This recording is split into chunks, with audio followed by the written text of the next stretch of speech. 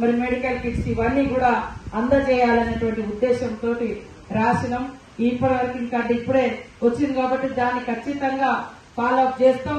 మరి ఏదైతే వాస్తవానికి పని దినాల పెంపకం గురించి కూడా నా పరిధిలో ఏవేవైతున్నాయో అవన్నీ కూడా చేస్తాం.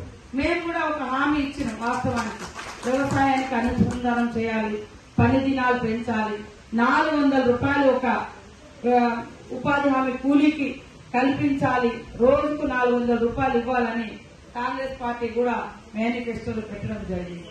కానీ అక్కడ చూస్తే ఈ చట్టం ఏమో కేంద్రం పరిధిలో ఉంది. కేంద్రంలో మనం ఇక్కడ ఉన్నటువంటి అందరం కలిసి ఐక్యంగా పోటీ చేసినాము. కానీ అక్కడ ఒక మరి వేరే పార్టీ బీజేపీ వచ్చింది.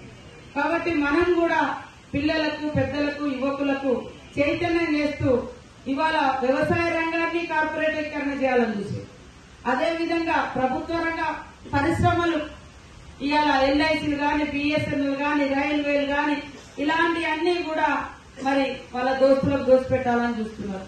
చూసి అదే జరుగుతుంది.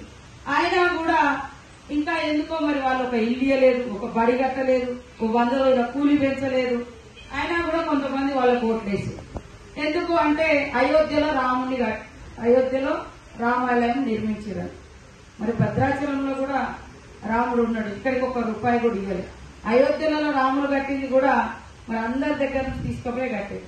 అందుకనే ప్రసిద్ధిగాంచిన రామాలయాలు ఎక్కడెక్కడైతే ఉన్నాయో ఆ రాముడిని ఈ రాజకీయ ఎజెండాలోకి తీసుకొచ్చినందుకు ఆ అయోధ్యలో కూడా వాళ్ళని బీజేపీలను ఓడించారు. ఇక్కడ మన దగ్గర రాముడు ఉన్న కాడ కూడా ఓడిపోయాడు. రాష్ట్రంలో, దేశంలో ప్రసిద్ధిగాంచిన దాదాపుగా 7-8 చోట్ల రాముడు ఉన్నటువంటి చోట్ల మొత్తం బీజేపీ ఓడిపోయింది.